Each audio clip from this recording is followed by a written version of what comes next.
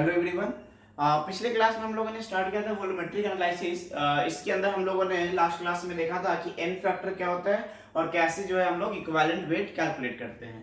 इसी में हम लोग आगे प्रोसीड करते हुए आगे आज हम लोग पढ़ेंगे कुछ कंसंट्रेशन टर्म्स का, जिसका हम लोग आगे फर्दर इस चैप्टर में जो लास्ट पार्ट जो हम लोग पढ़ेंगे वॉल्यूमेट्रिक ये टाइट्रेशन, वहां पे जो है हम लोग उसका यूज करेंगे। तो आज हम लोग स्टार्ट करने जा रहे हैं कंसंट्रेशन टर्म्स।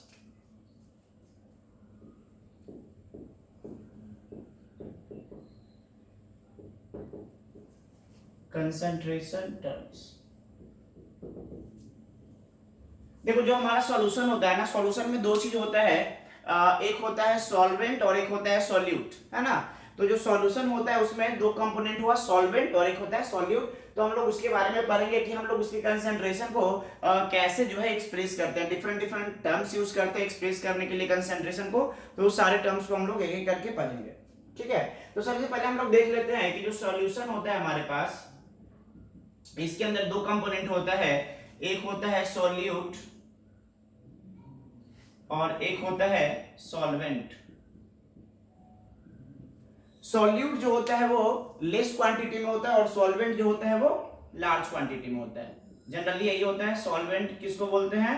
जो लार्ज क्वांटिटी में हो उसको हम लोग सॉल्वेंट बोलते हैं, और जो स्मॉल क्वांटिटी में हो उसको हम लोग क्या बोलते हैं? सॉल्यूट बोलते हैं, ठीक है। तो ये हुआ हमारे पास सॉल्यूशन, सॉल्वेंट प्लस सॉल्यूट, ठीक है ना।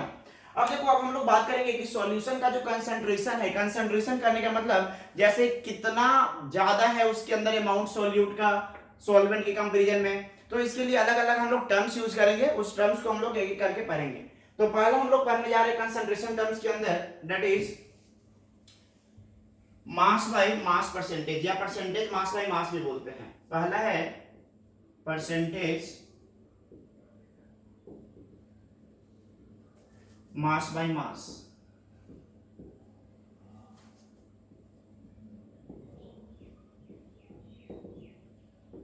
इसको हम लोग इस तरीके से रिप्रेजेंट करते हैं, परसेंटेज W बाय W, मतलब वेट बाय वेट परसेंटेज, ठीक है ना।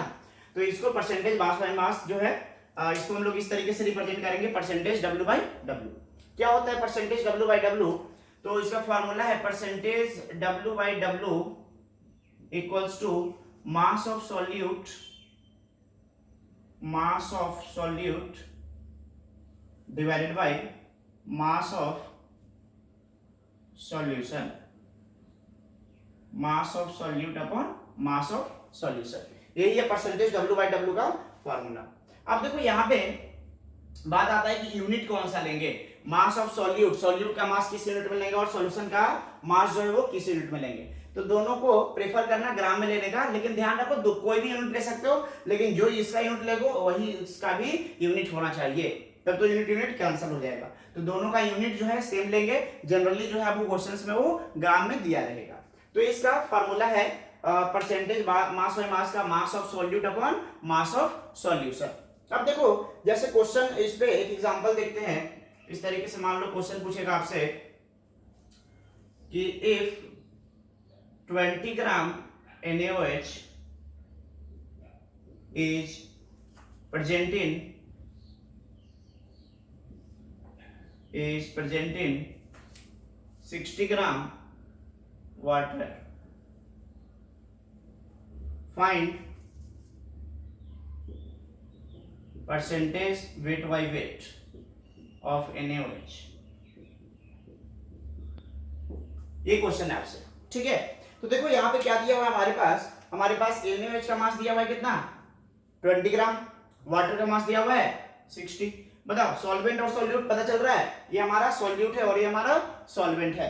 तो सीधे सॉल्यूशन क्या करेंगे हम लोग, परसेंटेज W बाय W के लिए percentage W by W equals to mass of solute upon mass of solution. तो मास ऑफ सॉल्यूट कितना है? 20 ग्राम, और मास ऑफ सॉल्यूशन कितना है? मास ऑफ सॉल्यूशन जो होता है वो क्या होता है? मास of solute plus mass of solvent. समझ में आ रही बात? तो मास ऑफ सॉल्यूशन को ध्यान से देख लो, यहाँ पे मिस्टेक होगा कभी कभी कि मास ऑफ सॉल्यूशन जो है ये होना चाहिए मास of solute plus mass of solvent, दोनों का मास ऐड कर देंगे तो हमें क्या मिल जाएगा, मास ऑफ सॉल्यूशन मिल जाएगा। तो हमें क्या चाहिए, मास ऑफ सॉल्यूशन चाहिए। तो क्या मास ऑफ सॉल्यूट हमारे पास पता है, कितना पता है, 20। मास ऑफ सॉल्वेंट पता है कितना, 60। तो बताओ ये हो जाएगा हमारा। अच्छा, इसमें परसेंटेज पूछा है तो परसेंटेज निकालने के लिए क्या करोगे, मल्टीप्लाइड बाय 100। समझ में आ रही बात ना, परसेंटेज में क्या करते हैं हम लोग, मल्टीप्लाइड बाय 100 कर देंगे। तो यहां पे भी हम लोग क्या कर देंगे, मल्टीप्लाइड बाय 100। ठीक है, तो देखो परसेंटेज W बाय W में क्या हो गया, मास of solute upon mass of solution into 100। अब इसको सोल्व कर लो, कितना हो गया, 20 upon 80, 20 upon 80 into 100%, that is 1060 4 और ये 25, कितना परसेंट हो गया, 25%। ठीक है, तो अगर हम 60 ग्राम पानी में 20 ग्राम NaOH मिलाते हैं तो NaOH का परसेंटेज W बाय W कितना है, 25%। क्लियर है, समझ में आ गया, परसेंटेज W बाय W बिल्कुल आसान है। दूसरा है percentage mass by volume.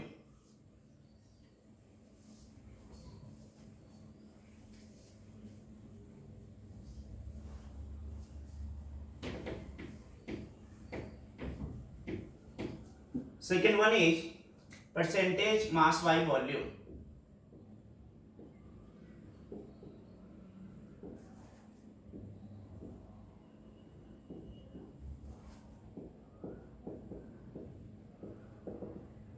Percentage mass by volume को हम लोग परसेंटेज W बाई V से रिप्रेजेंट करते हैं। ठीक है, परसेंटेज मास बाय वॉल्यूम को परसेंटेज W बाई V से रिप्रेजेंट करेंगे। देखो यहाँ पे W मतलब वेट, V मतलब वॉल्यूम, मतलब मास बाय वॉल्यूम। तो परसेंटेज W बाई V को हम लोग कैसे डिफाइन करते हैं, हम लोग डिफाइन करते हैं percentage W by V equals to mass of solute upon volume of solution into 100।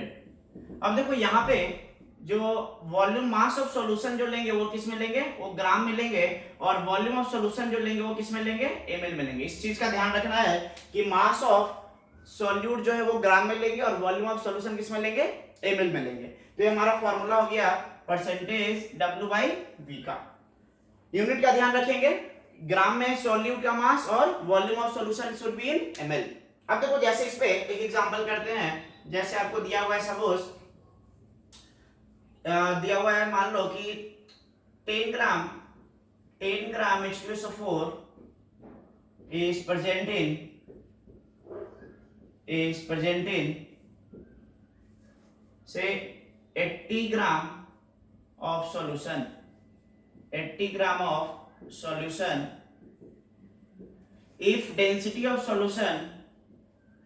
if density of solution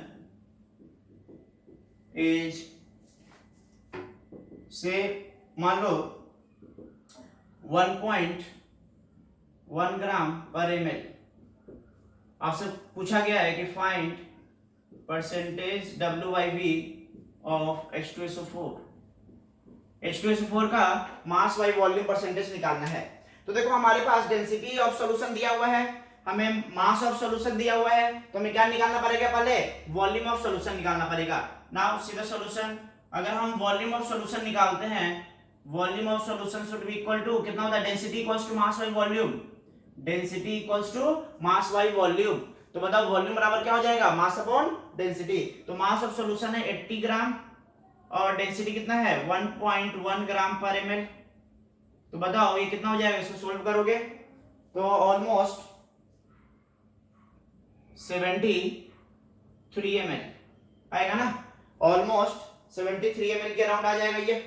अब देखो वॉल्यूम ऑफ सॉल्यूशन हमारे पास आ गया, वॉल्यूम ऑफ सॉल्यूशन पता है, मास ऑफ सॉल्यूट भी पता है, तो हम क्या निकाल लेंगे, परसेंटेज W बाई V निकाल लेंगे। तो percentage W by V equals to कितना हो जाएगा, 10 अपॉन 73 मल्टीप्लाइड बाई 100। यही हमारा क्या हो जाएगा, percentage W by V of H2SO4। इसको सोल्व कर लेंगे। तो इस तरीके से परसेंटेज मास बाय मास है, परसेंटेज मास बाय वॉल्यूम है। उसी तरीके से तीसरा भी होता है परसेंटेज वॉल्यूम बाय वॉल्यूम। तो परसेंटेज वाई वॉल्यूम के लिए क्या करोगे, volume of solute upon volume of solution, और दोनों का यूनिट क्या रखना है, सेम रखना है। या तो ml रखो तो दोनों का ml रखो, लीटर रखो तो दोनों का लीटर रखो, ठीक है। नेक्स्ट जो हम लोग तीसरा जो है कंसंट्रेशन टर्म वो पढ़ेंगे, that is the mole fraction.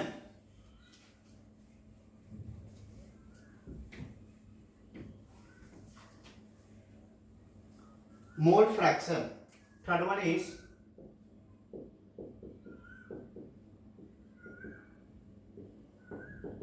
Mole fraction, ठीक है। मोल फ्रैक्शन को हम लोग काय से इंडिकेट करते हैं, काय, CHI। तो कहीं कहीं पे x भी लिख देते हैं हम लोग, तो एक्चुअल में ये स्मॉल x से मिलता जुलता है, तो कहीं कहीं पे आपको स्मॉल x लिखा हुआ दिखेगा, तो हम लोग इसको काय से डिनोट करते हैं, CHI, काय। अब देखो मोल फ्रैक्शन क्या होता है। मोल फ्रैक्शन को हम लोग डिफाइन इस तरीके से करते हैं कि अगर मान लो मोल फ्रैक्शन हमें निकालना है किसी भी कंपोनेंट का, मान लो कि सॉल्यूशन है, सॉल्यूशन में 2 कंपोनेंट है या 3 कंपोनेंट है या 4 कंपोनेंट है, तो किसी एक का अगर मोल फ्रैक्शन निकालना है तो हम लोग क्या करेंगे, उसका number of mole divided by total number of mole. तो हम लोग लिखते हैं mole fraction equal to number of moles of component divided by total number of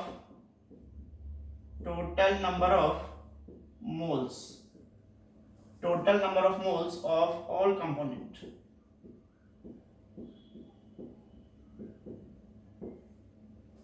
ठीक है, तो ये हमारा है मोल फ्रैक्शन का formula.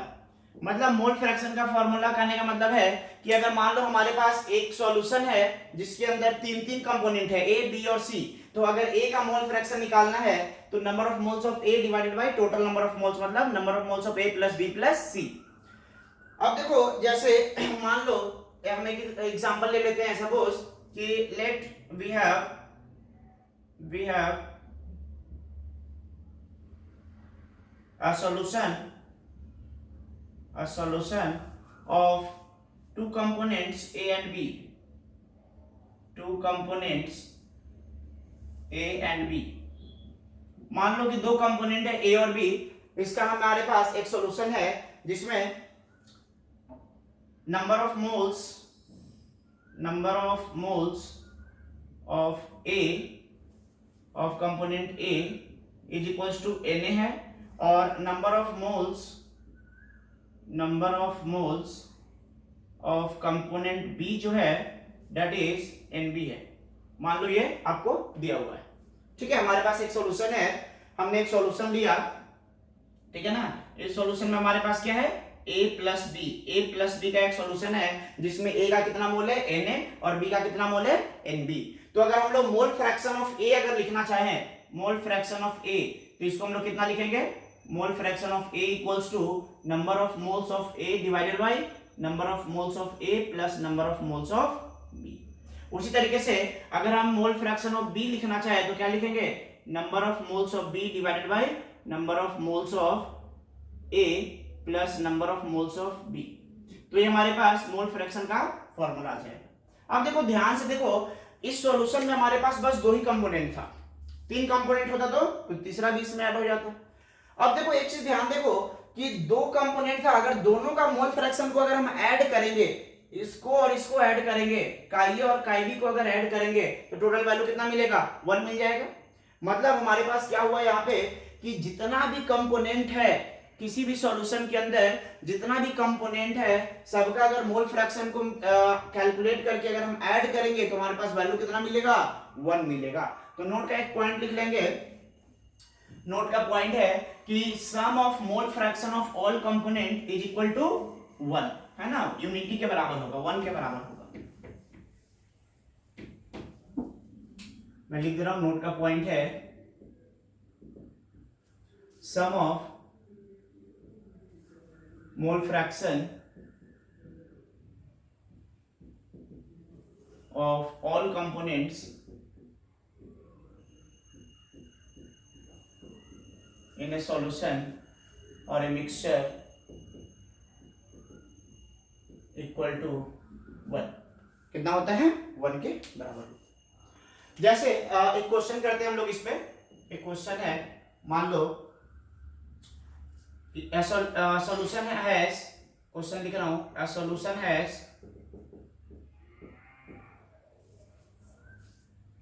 20% W/W of NaOH. Find mole fraction of NaOH. Find mole fraction of NaOH in the solution. ठीक है, अब देखो सॉल्यूशन में सॉल्यूट जो है हमारे पास क्या है, NaOH है। सॉल्वेंट कुछ भी मेंशन नहीं है। अगर सॉल्वेंट मेंशन नहीं है तो बाय डिफॉल्ट हम लोग सॉल्वेंट कौन सा लेंगे, वाटर को हम लोग सॉल्वेंट लेते हैं, ठीक है ना। तो देखो अब हमारे पास दिया हुआ है W/W परसेंटेज दिया हुआ है 20%, और हमें चाहिए क्या, हमें चाहिए मोल फ्रैक्शन चाहिए। क्या चाहिए हमें, मोल फ्रैक्शन चाहिए। तो देखो इस तरीके से जब भी परसेंटेज वाला क्वेश्चन दिया रहे ना, कि जब भी आपको परसेंटेज W/W या परसेंटेज V/W इस तरीके से दिया हुआ है, W/V या V/V दिया हुआ है, तो आप एज्यूम कर लो 100 या 1000, कुछ भी आप एज्यूम कर सकते हो। तो मान लेते हैं हम यहाँ पे सीधा सॉल्यूशन, इसका हम सॉल्यूशन बनाते हैं।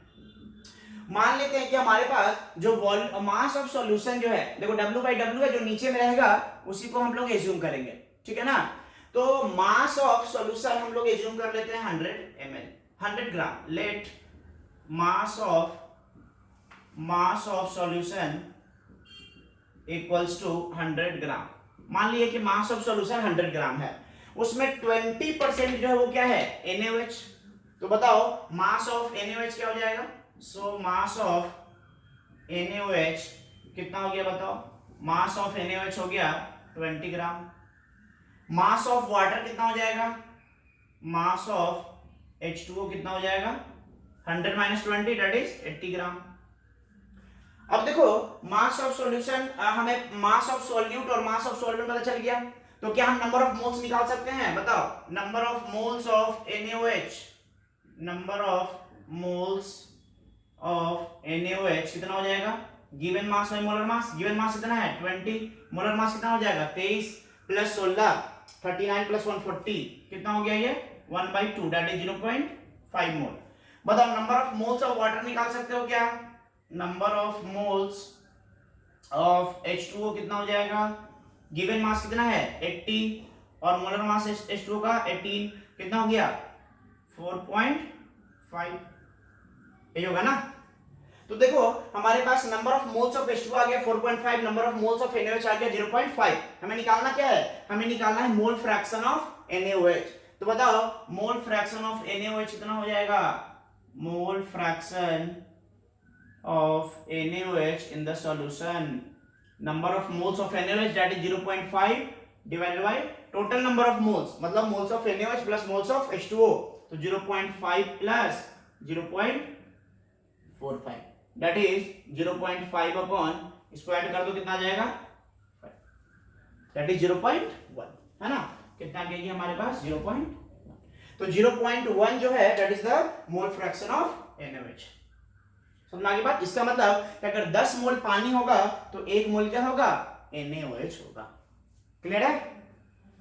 तो इस तरीके से हम लोग जो है वो मोल फ्रैक्शन, अगर आपको W/W इस तरीके से दिया हुआ रहेगा या W/V दे करके डेंसिटी दे देगा और आपसे पूछ लेगा कि मोल फ्रैक्शन कितना होगा, तो हम लोग इस तरीके से आसानी से निकाल सकते हैं। नेक्स्ट जो हमारे पास कंसंट्रेशन टर्म है that is parts per million.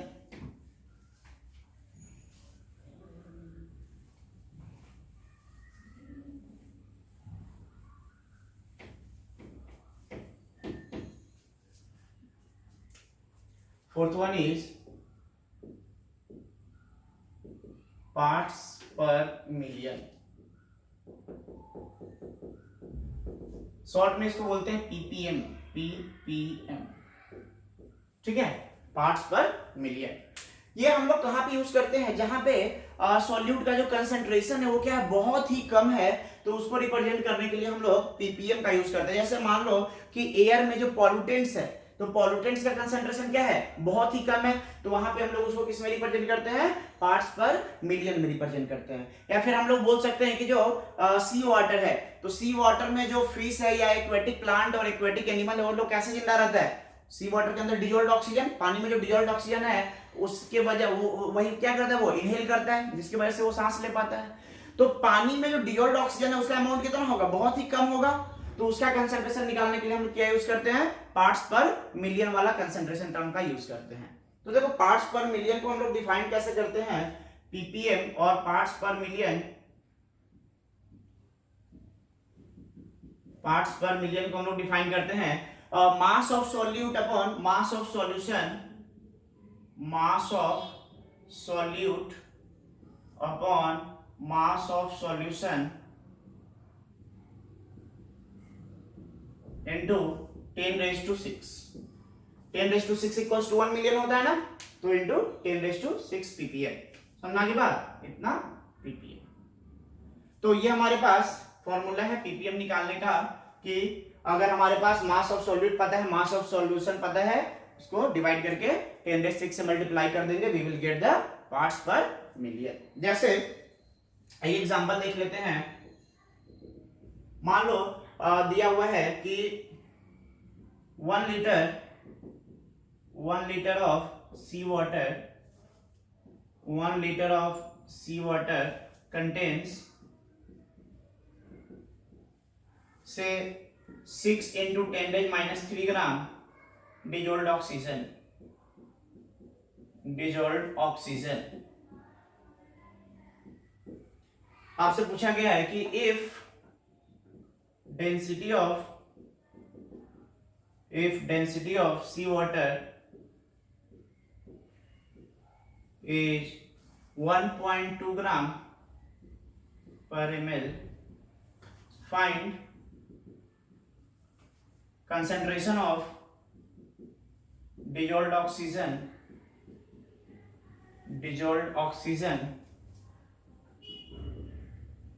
in ppm,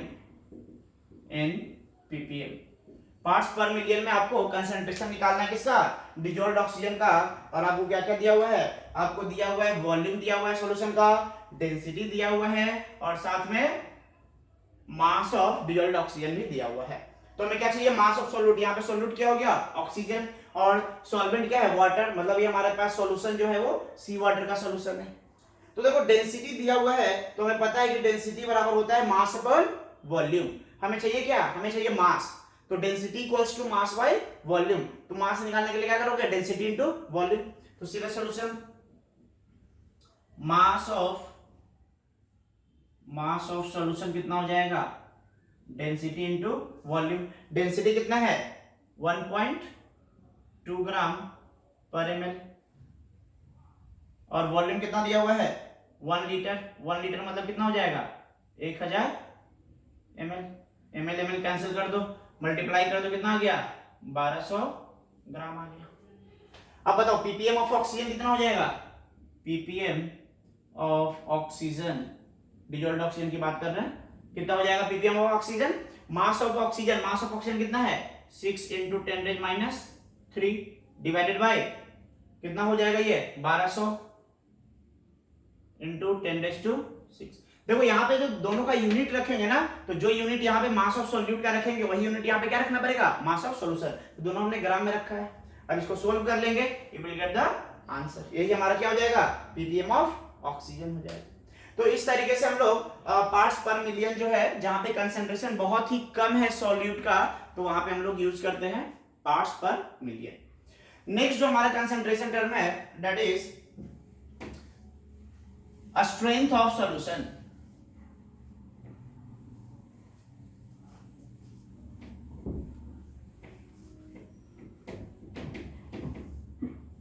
fifth one is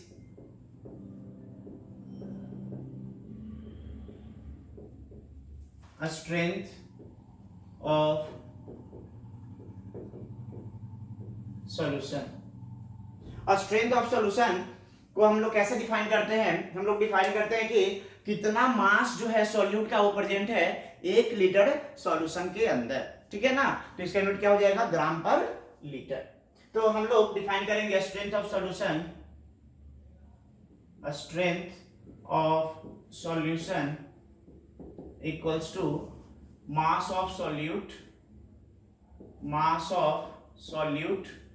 और ये जो मास ऑफ सॉल्यूट होना चाहिए वो किस में होना चाहिए, ग्राम में होना चाहिए, अपॉन वॉल्यूम ऑफ सॉल्यूशन, और ये जो होना चाहिए वो किस में होना चाहिए, लीटर में होना चाहिए। ठीक है, तो mass of solute upon volume of solution, unit क्या हो जाएगा, ग्राम पर लीटर। तो ये हमारे पास यूनिट ये होता है स्ट्रेंथ ऑफ सॉल्यूशन का फॉर्मूला। ठीक है, तो इसका जनरली उतना खास यूज नहीं होता है क्वेश्चंस में। स्ट्रेंथ ऑफ सॉल्यूशन जो है रेयरली आपसे पूछा जाएगा, लेकिन अगर कहीं पे यूज कर दिया गया है कि स्ट्रेंथ ऑफ सॉल्यूशन इतना है तो वो कितना होगा, ये हमने आपको यहाँ पे बता दिया कि मास of solute upon volume of solution. तो जो भी क्वेश्चन दिया रहेगा तो आप मास ऑफ सॉल्यूट और वॉल्यूम ऑफ सॉल्यूशन पता कर लेंगे, जो भी आपको डाटा दिया रहेगा उससे, और डिवाइड कर देंगे। यूनिट का ध्यान रखेंगे, यहाँ पे ग्राम में रखना और यहाँ पे लीटर में रखना है। ठीक है, नेक्स्ट हमारे पास जो नेक्स्ट कंसंट्रेशन टर्म है, sixth one, that is molarity. Sixth one is molarity. Molarity को हम लोग कैपिटल एम से इंडिकेट करेंगे। ठीक है, तो मोलारिटी क्या होता है, मोलारिटी होता है कि कितना मोल्स सॉल्यूट का प्रेजेंट है 1 लीटर सॉल्यूशन के अंदर, उसको हम लोग बोलते हैं मोलारिटी। तो मोलारिटी को हम लोग इस तरीके से डिफाइन करेंगे कि molarity equals to number of moles of solute, number of moles of solute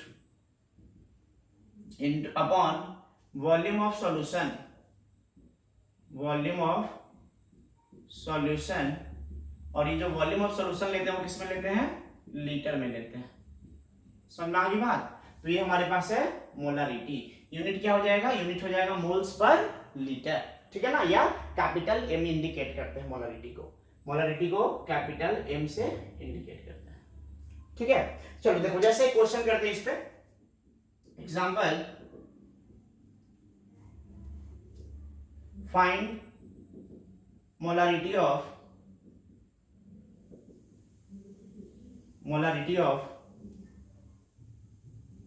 9.8% W/V solution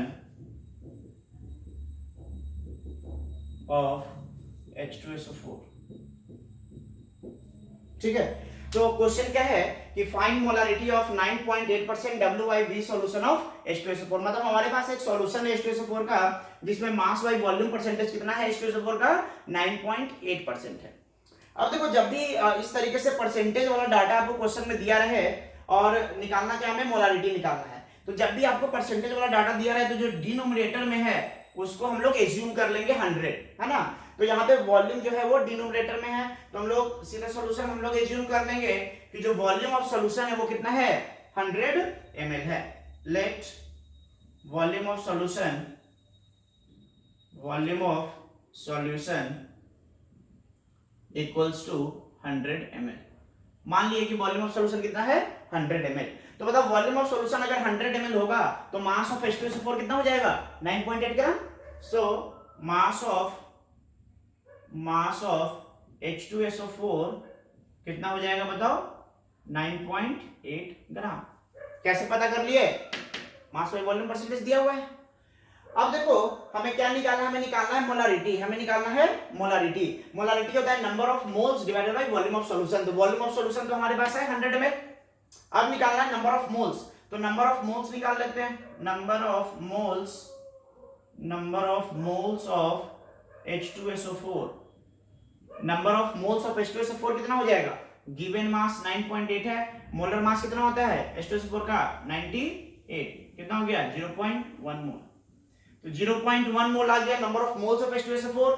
हमें क्या निकालना है, मोलारिटी। तो बताओ मोलारिटी का फॉर्मूला क्या है, number of moles of solute upon volume of solution in litre. ध्यान देना है, इसको लीटर में कन्वर्ट करना पड़ेगा।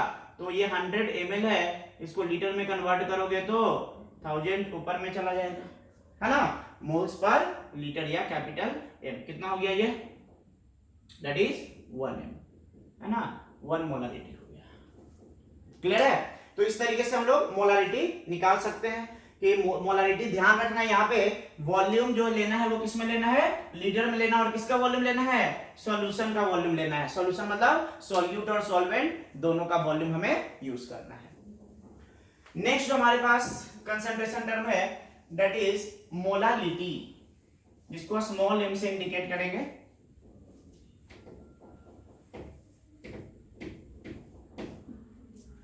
Seventh one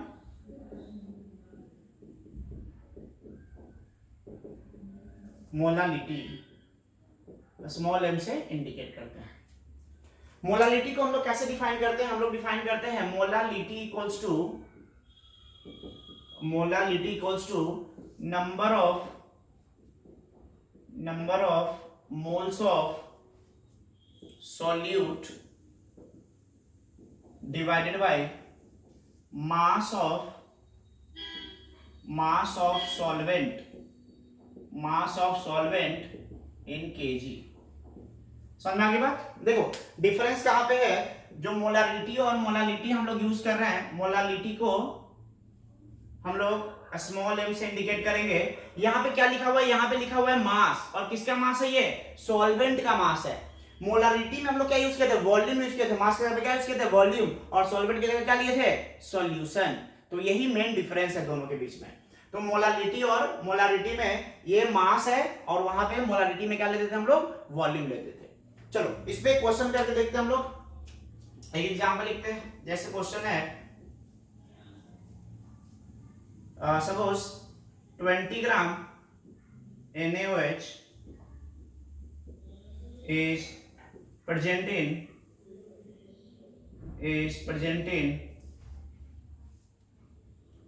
220 gram of solution. Find molality of NaOH in the solution। ठीक है, NaOH का मोलालिटी जो है हमें फाइंड आउट करना है। अब देखो हमारे पास फॉर्मूला क्या है? हमारे पास फॉर्मूला है number of moles of solute upon mass of solvent in KG. बताओ मास ऑफ सॉल्यूट दिया हुआ है हमारे पास। मास ऑफ सॉल्यूट कितना दिया हुआ है? 20 ग्राम। तो नंबर ऑफ मोल्स निकाल सकते हैं क्या? Number of moles of NaOH क्या हो जाएगा? Given mass upon molar mass. Given mass कितना दिया हुआ है? 20। मोलर मास कितना होता है NaOH का? 40। कितना हो गया? 1/2 दैट इज 0.5 मोल्स। तो 0.5 मोल हमारे पास आ गया नंबर ऑफ मोल्स NaOH का। अब हमारे पास वॉल्यूम दिया हुआ है, सॉरी मास दिया हुआ है। किसका मास दिया हुआ है? सॉल्यूशन का। लेकिन हमें सॉल्यूशन का मास नहीं चाहिए, हमें किसका मास चाहिए? सॉल्वेंट का मास चाहिए। तो हम लोग क्या करेंगे? मास ऑफ सॉल्वेंट जो होगा that will be equal to mass of solution minus mass of solute.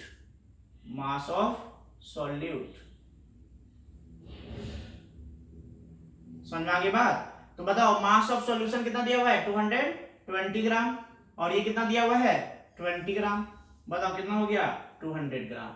मतलब 200 ग्राम हमारे पास क्या है? मास ऑफ सॉल्वेंट है। और नंबर ऑफ मोल्स कितना है? 0.5 मोल्स है। तो बताओ मोलालिटी कितना हो जाएगा?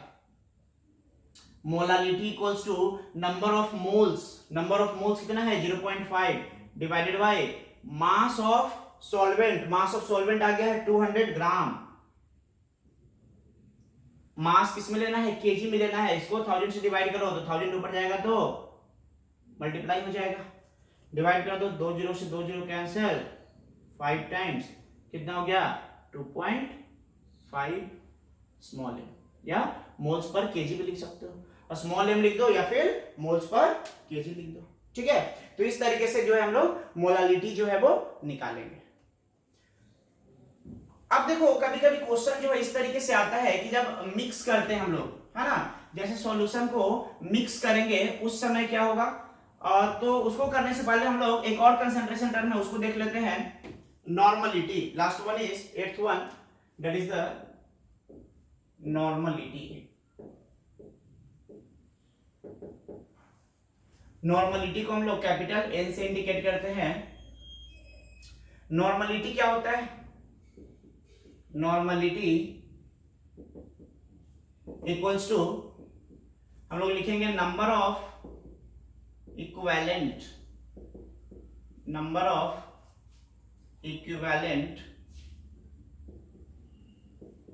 Of solute divided by volume of solution.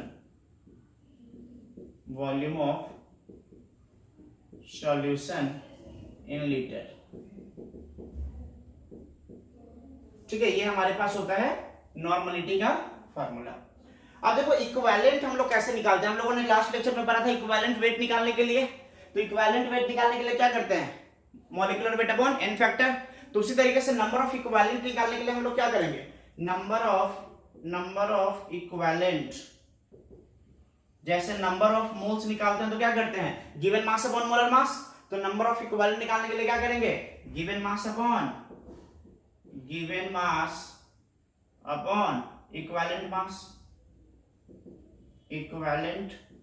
मास। और ये चीज बताओ, इक्विवेलेंट मास निकालने के लिए हम लोग पढ़ लिए हैं क्या, molecular mass divided by n factor. तो इसको हम लोग ऐसे भी लिख सकते हैं, that is given mass divided by, equivalent mass को हम लोग क्या लिख सकते हैं, molecular mass upon n factor. Molecular mass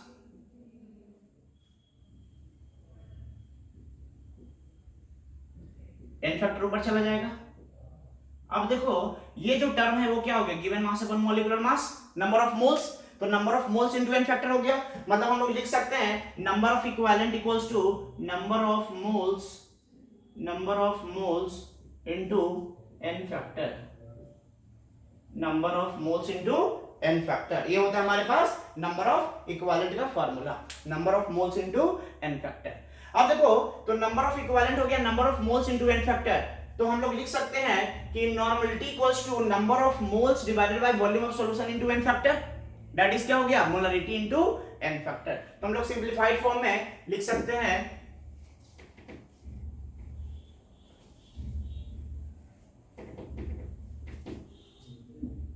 normality equals to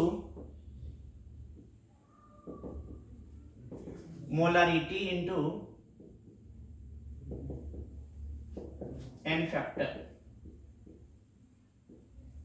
ठीक है, normality equals to molarity into n factor. और n फैक्टर ऑलरेडी हम लोग लास्ट क्लास में देख लिए कि n फैक्टर जो है हम लोग किस तरीके से कैलकुलेट करते हैं। तो अगर एक बार हमें n फैक्टर पता चल गया, मोलरिटी निकालने के लिए हम लोग सीख ही गए हैं, तो मोलरिटी निकाल लेंगे, n फैक्टर से मल्टीप्लाई कर देंगे, we will get the normality. अब देखो क्वेश्चंस कभी-कभी इस तरीके से आता है कि कुछ सॉल्यूशंस को हम लोग मिक्स करते हैं। तो जब हम लोग एक ही तरीके के सॉल्यूशन को अगर मिक्स करते हैं, और यहां पे लिख देना है कॉन्सेप्ट ऑफ, हेडिंग लगा लो, कॉन्सेप्ट ऑफ मिक्सिंग। ठीक है, अगर सेम सॉल्यूट का मतलब सेम चीज का जो सॉल्यूशन है, सेम सॉल्यूट का अगर सॉल्यूशन है, सॉल्यूशन का कंसंट्रेशन अलग अलग है, सबको आपस में मिक्स करते हैं, तो उसका हम लोग मोलरिटी कैसे निकालते हैं। जैसे मान लो कंसेप्ट ऑफ मिक्सिंग या फिर डाइल्यूशन के बारे में बात भी करेंगे, तो डाइल्यूशन का भी कॉन्सेप्ट देखेंगे, कॉन्सेप्ट ऑफ मिक्सिंग भी देखेंगे। जैसे मान लो लिखना है इसमें कि if solution of same solute is mixed, if solution of same solute is mixed, अगर मान लो कि हमारे पास क्या है, देखो ध्यान दो, हमारे पास 3 सॉल्यूशन है, 1 2 3। ठीक है, ये सॉल्यूशन नंबर 1 है, ये सॉल्यूशन नंबर 2 है, और ये सॉल्यूशन नंबर 3 है। सब में किसका सॉल्यूशन है, सेम सॉल्यूट का होना चाहिए। मतलब ये भी NaOH का सॉल्यूशन है, ये भी सॉल्यूशन जो है वो किसका है, NaOH का है, और ये भी सॉल्यूशन किसका है, NaOH का है। अब देखो कंसंट्रेशन हो सकता है कि अलग अलग हो। मान लेते हैं कि कंसंट्रेशन जो है, इसका मोलरिटी जो है वो M1 है, इसका मोलरिटी जो है वो M2 है, और इसका मोलरिटी जो है वो क्या है, M3 है।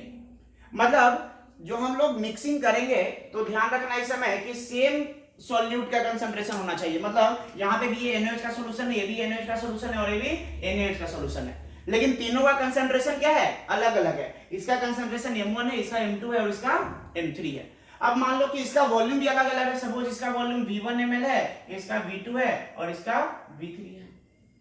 अब क्या करते हैं कि एक बड़ा सा बीकर हम लोग लिए और क्या किए, ये तीनों को, इसको और इसको, ये तीनों को जो है इस बड़े से बीकर में जो है वो डाल दिए। अब अगर आपसे पूछा जाए कि बताओ इस बीकर में जो NaOH का सॉल्यूशन है इसका मोलरिटी कितना होगा, तो हम लोग ये वाला जो टर्म है वो यूज करते हैं कॉन्सेप्ट ऑफ मिक्सिंग। समझ में आ गया कॉन्सेप्ट ऑफ मिक्सिंग क्या है, कि एक ही तरीके का सोल्यूशन लेकिन मोलारिटी और वॉल्यूम अलग अलग है, अगर उसको आपस में मिक्स करते हैं तो हम लोग मोलारिटी कैसे निकालते हैं, तो वही हम लोग करने जा रहे हैं कि if solution of same solute is mixed having different volume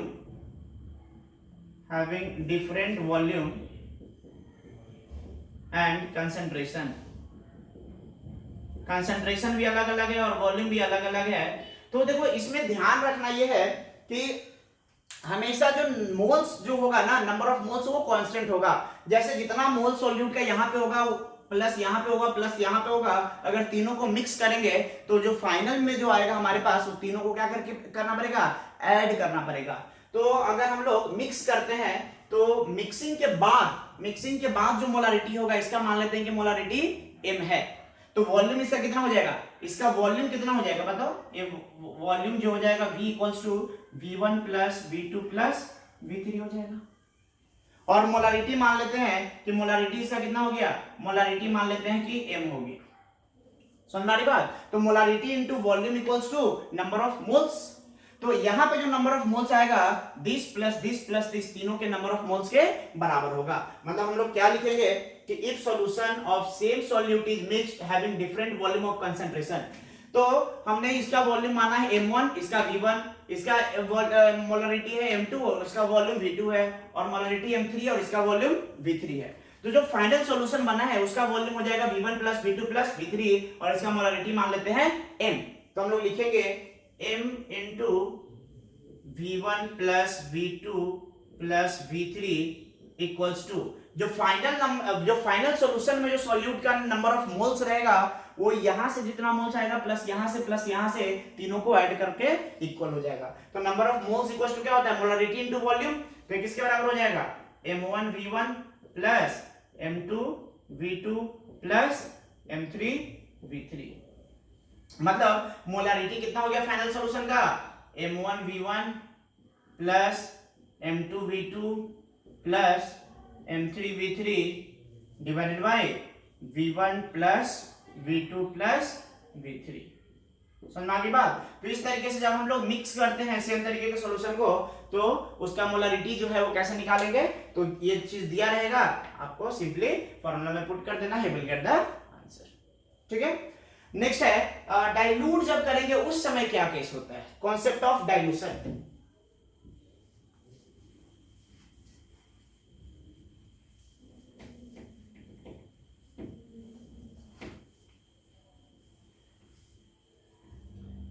concept of dilution. देखो तो जब डाइल्यूट करते हैं उस समय भी क्या होगा कि जो नंबर ऑफ मोल्स जो होगा सॉल्यूट का वो क्या रहेगा, वो तो कांस्टेंट ही रहेगा। तो हम लोग लिख सकते हैं कि during dilution number of moles of solute remains constant।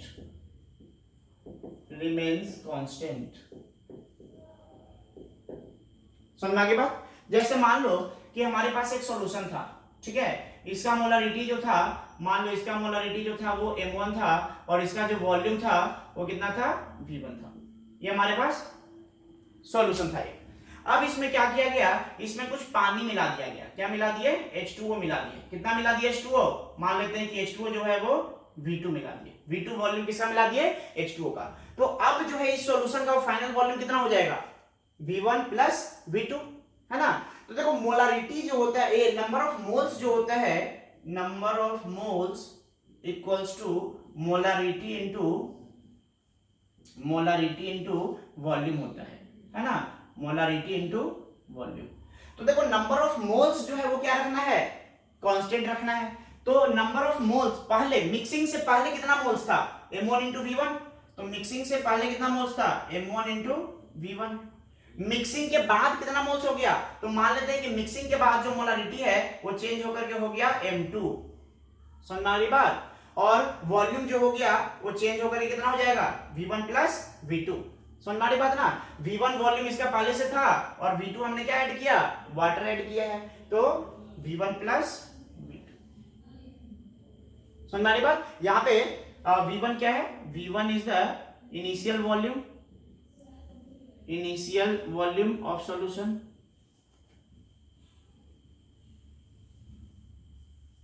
और V2 क्या है, V2 is the volume of, इसको m मान लो कि फाइनल मोलरिटी मान लेते हैं m हो गया, और V2 क्या है, वॉल्यूम ऑफ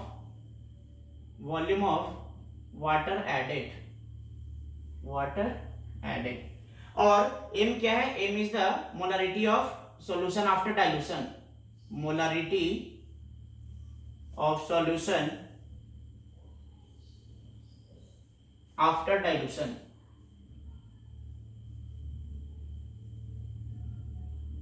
ठीक है, तो ये है हमारे पास कि जब हम लोग डाइल्यूट करते हैं तो बस ध्यान रखना है कि नंबर ऑफ मोल्स जो है ना सॉल्यूट का वो क्या होना चाहिए, वो कांस्टेंट होना चाहिए। तो मोलरिटी इनटू वॉल्यूम जो है वो कांस्टेंट होना चाहिए। बस इसी का हम लोग यूज करके डाइल्यूशन वाला और मिक्सिंग वाला भी क्वेश्चंस जो है हम आराम से जो है वो सोल्व कर लेते हैं। अब देखो कभी कभी कुछ टर्म्स आता है कि कौन कौन सा कंसंट्रेशन टर्म जो है वो टेम्परेचर पे डिपेंड करता है और कौन कौन सा टेम्परेचर पे डिपेंड नहीं करता है। इसको कैसे फाइंड आउट करेंगे, कैसे याद रखेंगे, बहुत आसान है। देखो जहां पे भी वॉल्यूम वाला टर्म आ जाएगा तो आपको पता है कि वॉल्यूम जैसे जैसे टेम्परेचर चेंज करता है तो वॉल्यूम जो है थोड़ा बहुत डेविएट करता है, वॉल्यूम जो है थोड़ा चेंज करता है। लेकिन मास अगर टेम्परेचर बढ़ाओ या कम करो क्या मास चेंज करेगा, नहीं करता है। तो जिस कंसंट्रेशन टर्म में जिस